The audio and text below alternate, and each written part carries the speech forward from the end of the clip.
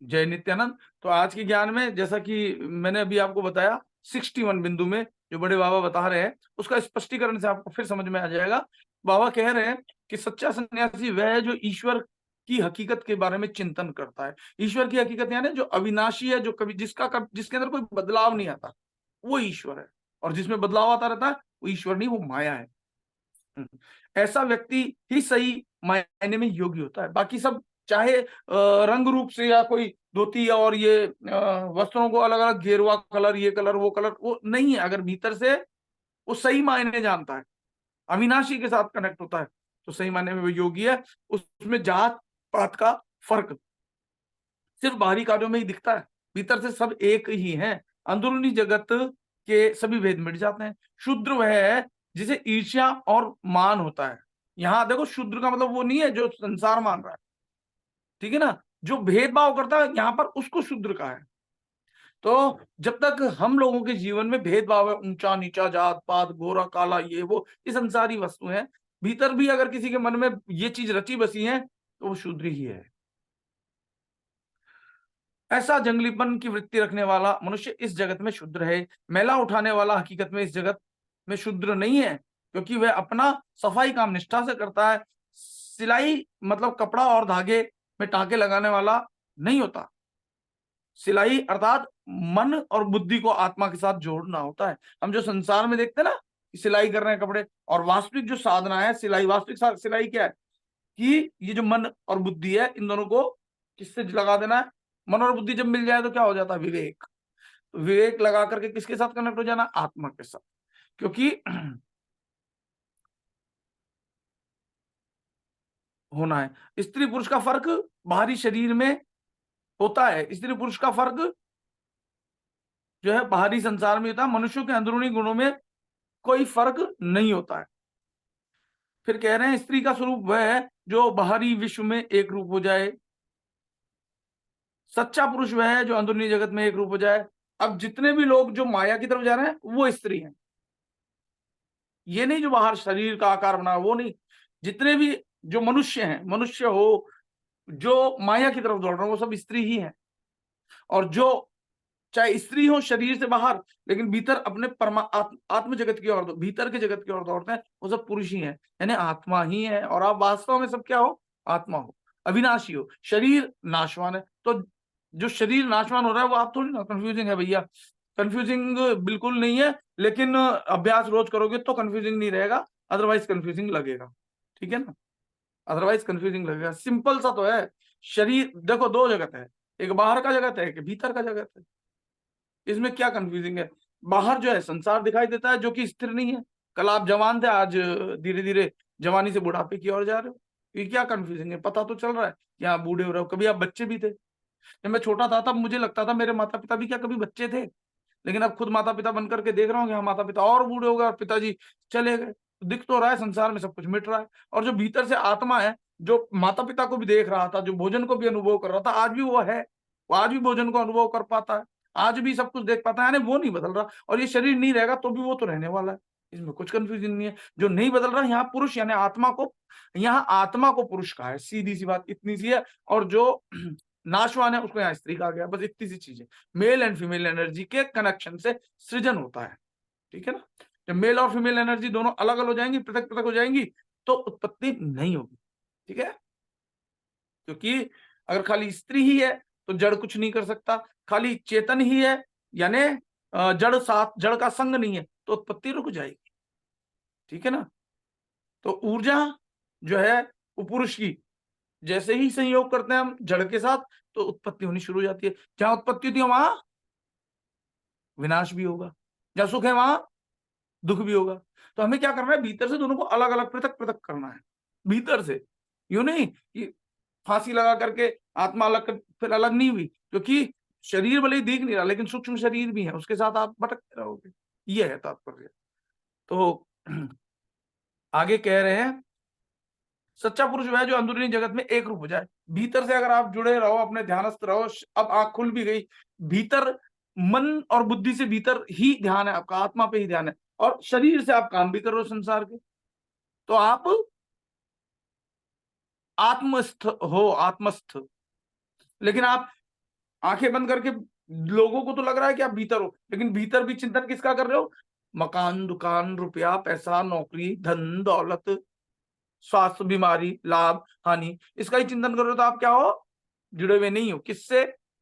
उस अपने real self यानी पुरुष से। ठीक है ना? तो सच्चा मर्द वही है जिसकी बुद्धि स्थिर है। जिसकी बुद्धि चंचल है वह स्त्री है। सिंपल सा एक शब्द में कह दिया। जिस स्थिर का मतलब क्या है? जैसे ज्योति बिना हवा वायु वाले, जहां वायु का ऐसे बहुत ज्यादा वो मूवमेंट नहीं हो, तो ज्योति जिस तरह स्थिर रहती है, वैसे अगर आप भीतर से स्थिर हो जाओ, अचल हो जाओ, तो आप आत्मस्थित हो ना। और जो आत्मस्थित है वो उसको पुरुष कह रहे हैं। ठीक है, एक रूप होते हैं। आत्मा के महाराज्य में ऐसा कोई नहीं होता जहां मन और बुद्धि आत्मा में एक रूप नहीं होते। और भौतिक तौर पर तो जो कुछ भी दिखाई दे रहा है, आध्यात्मिक आध्यात्मिक तौर पर सब पुरुष ही हैं। अगर हम भीतर जाएं, आत्मा से कनेक्शन रखना ही आध्यात्मिकता है। आत्मा के बारे में जानना, पढ़ना, उसकी ओर दौड़ना ही आध्यात्मिकता है। और आत्मा को छोड़ करके इसके अतिरिक्त कहीं भी जाए तो वो संसारिकता है। ठीक है ना? माया विकता है, दुनियावी घटना है। ठीक है?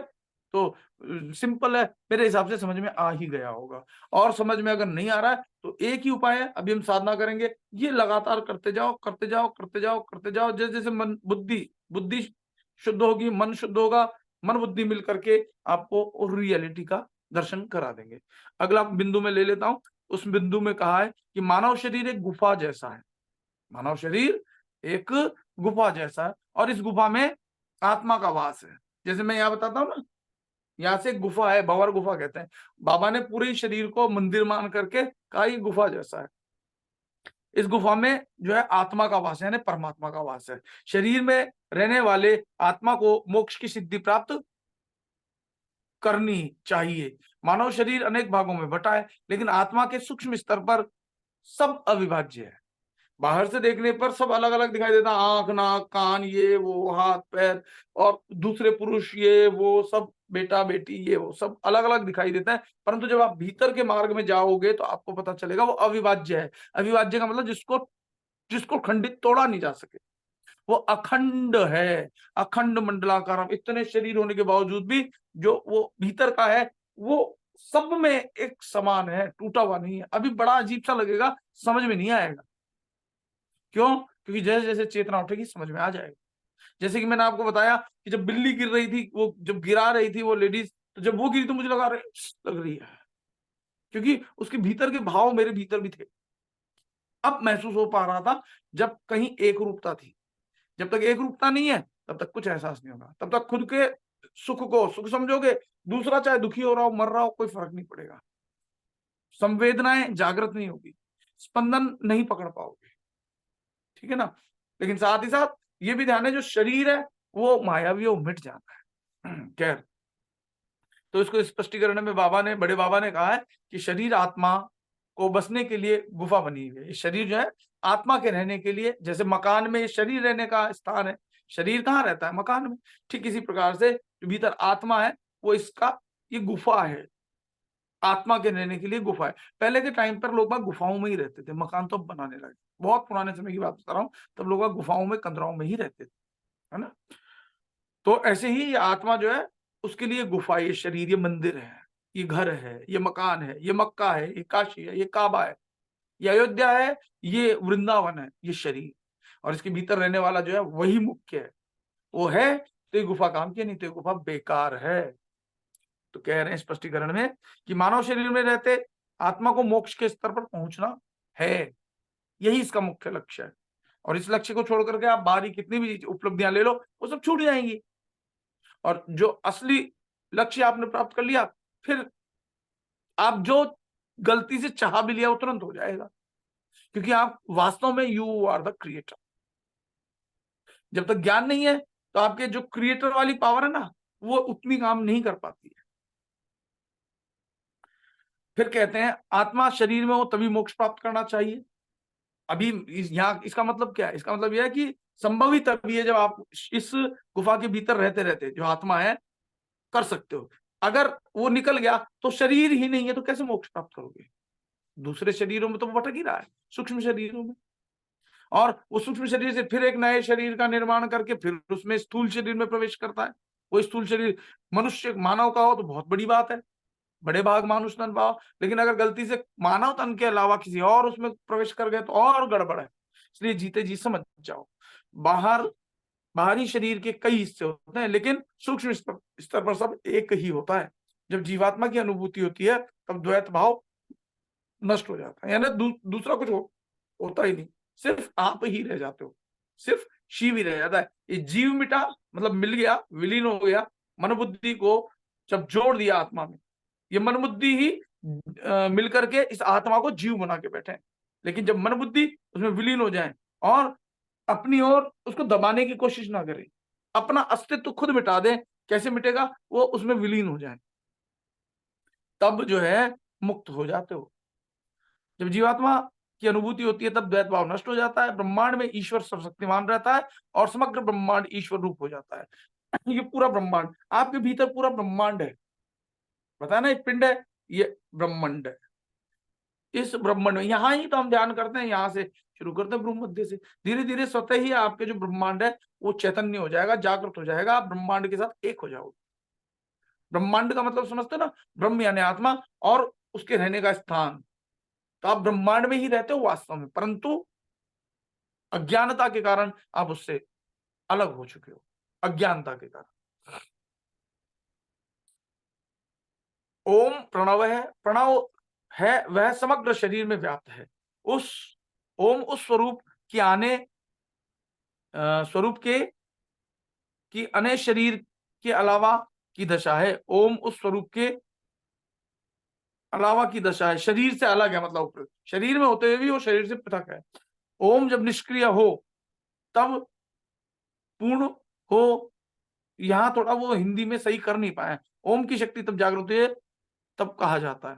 देखो ये यहाँ जो है कि लिखने वाले लिख नहीं पाए, ओम आपके, ओम मतलब जो बोलने वाला ओम है वो नहीं, वो एक संकेत मात्र है। भीतर जो आपके धुनकारे हो रही है ना, वास्तव में वही शब्द जो गूंज रहा है शरीर में, वो आपकी आत्मा के कारण गूंज रहा है और परमात्मा से वो लगातार प्रवाहित होता रहता है, वो नाद, वो शब्द, है ना। शब्द गुरु है और धुन चेला है, ये गुरु ग्रंथ साहब में भी लिखा है ना। तो समझो, ये जो धुन आपको सुनाई दे रही है, इस धुन के साथ आप जुड़ते जुड़ते शब्द में समा जाओगे। ठीक है, तो हमने दो श्लोक ले लिए हैं, 61 एंड 62, और शाम को हम इससे आगे करेंगे। तो अब हम सब ध्यान करेंगे, आप अच्छे से समझ जाओ, आत्मा का ही पूरा वर्णन श्रीमद् भागवत गीता में किया गया। यहाँ बाबा जो है, बड़े बाबा जो हमारे हैं, वो चिदाकाश गीता में भी आत्मा का ही सारा चित्रण कर रहे हैं। और जो कबीर साहब का हमने जो बीजक किया उसमें भी आत्मा आत्मा, उसमें केवल कहा है कि तुम्हारे अतिरिक्त कुछ है ही नहीं, तुम कहाँ किसी और परमात्मा को खोज रहे हो।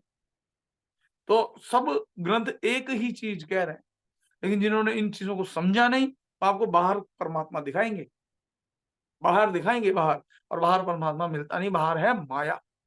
ठीक है, तो अब हम सभी साधना शुरू करते हैं। सभी लोग साधना शुरू करने से पहले रिकॉर्डिंग को रोक रहा हूं और फिर हम साधना शुरू कर देंगे।